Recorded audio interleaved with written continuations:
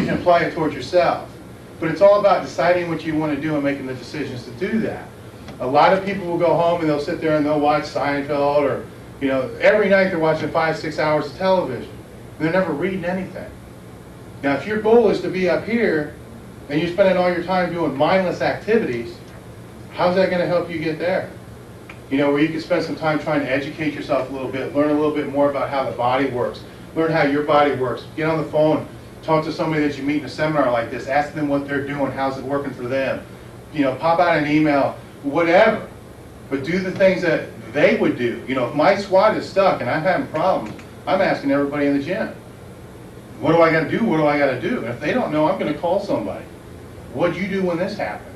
And I'm going to figure it out, because to be honest, I don't want to spend 3 years trying to figure out some stupid mistake. Not if somebody else already made it for me. And his answer may not be the right answer, but it might be an answer. It might be something I didn't think of. I also believe that and this is pretty obvious, that you should try to teach what you know. I don't care if you don't know what you're teaching. When you start teaching it, believe me, I understand the training behind what we do more now than I ever have, because I spend my weekends explaining it to everybody else. Then you'll ask questions and I'll have to think about this, and I'll go, why is that? And I figure it out better. So the more I teach it, the more I understand it. The more I understand it, the more I can help my own training, Mike's training, and everybody else in the gym, because now it makes more sense. So you should always try, and this is kind of a twofold thing here too, which I'm going to come back on trainers again, even though I did it for 9 years. Nothing pisses me off more than, most of you guys learn and are at where you are right now because somebody took the time to show you. Again, they didn't charge you anything for it. You were in a gym somewhere, you wanted to learn how to squat, some guy decided he'd be your training partner, and he helped you along the way. I don't believe there's a single person in here that didn't run across a training partner somewhere that knew more about what you knew and helped you out. Okay, I believe that's important to return that. I believe it's important that I return that. I had many people along the way, John Florio, Louis Simmons, Matt Dimmel. I can go through a huge list that took their time to help me out and answer certain questions. So I feel it's my obligation to return that back to them. Where I have a problem is you take a beginner going into a gym who wants to be a power lifter. They want to learn how to squat, or they want to learn how to do a JM press. I've heard this story before. So they go to a guy who's a power lifter that knows how to do a JM press. He says, I'd be more than happy to show you for an hour session. And the guy wants to charge him $65 to show him one exercise. In my opinion, who showed him how to do it? What he charged him?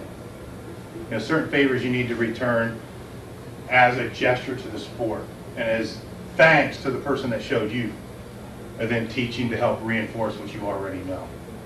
And then the last part of it is, going back to the first part, is to try to exceed your own expectations. Now, if you expect more of yourself than others expect of you, now I'm asking you to exceed that.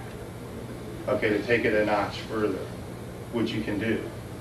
I'm sure everybody in here has experienced success in something at one time or another.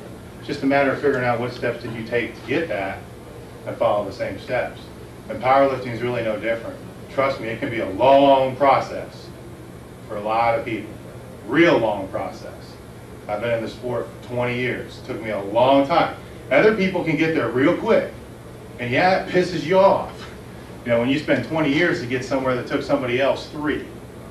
Don't matter. You're both at the same place. Okay, but powerlifting is a very, very, you got to be patient. There's going to be times where your lifts are going to go up. Think back of all your training, the guys that I know. Think back of all your lifts.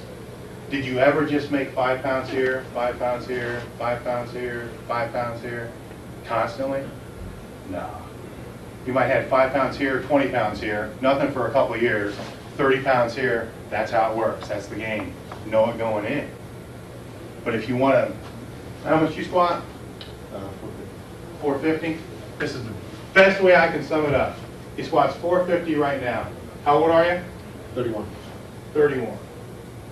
All right. When you're 80 and you're talking to your grandkids, how much do you want to tell them that you squatted? 900. 900?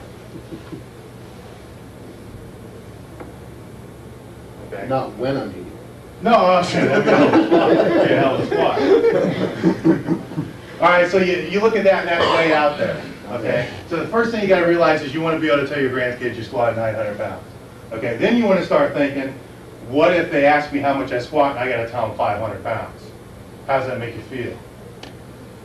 That makes you feel like crap. So you got to realize the alternative makes you feel bad. Okay, so then it's a matter of figuring this out. You're 31. We'll use Louis as an example. Guy is, what was Louis last year? 53? 53. Squatted 900 pounds. Okay, so we're looking at what?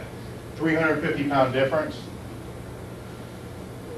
400 pound difference? 450, okay, I'm sorry. So we'll take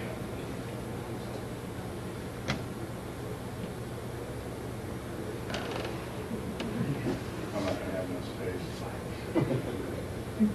You're going to get my point though. You know, so in the next 5 years, you know, about 500. 5 more years after that, maybe 600.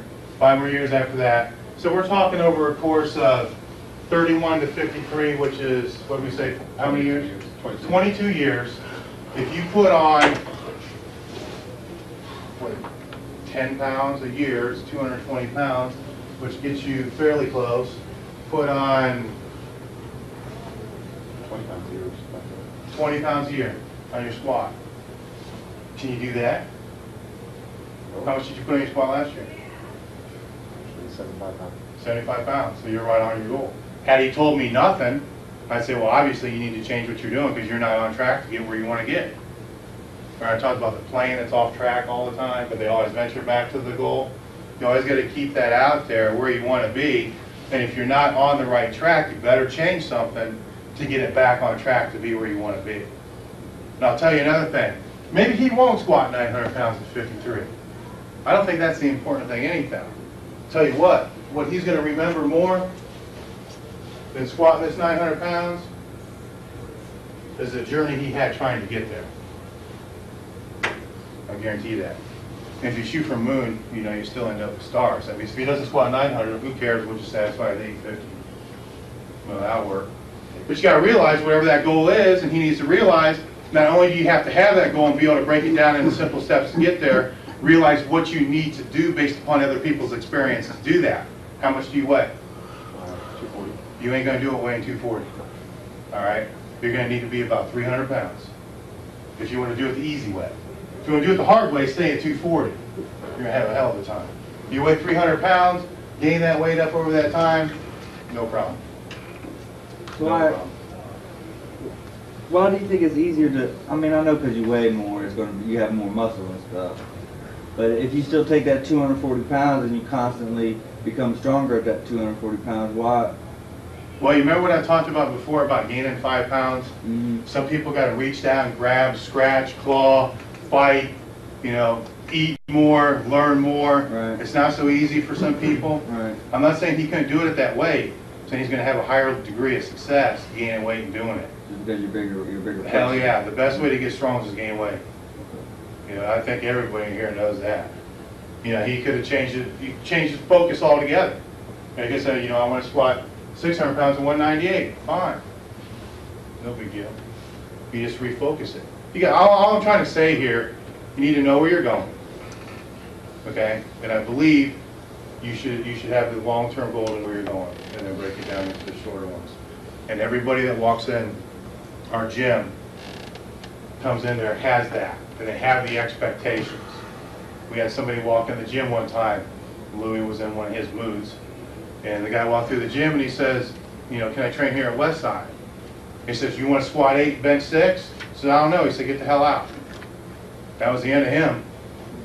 You know, had the guy say, yeah, he would have stayed. You know, he didn't believe beforehand, and like I said, he was in one of his moods at the time.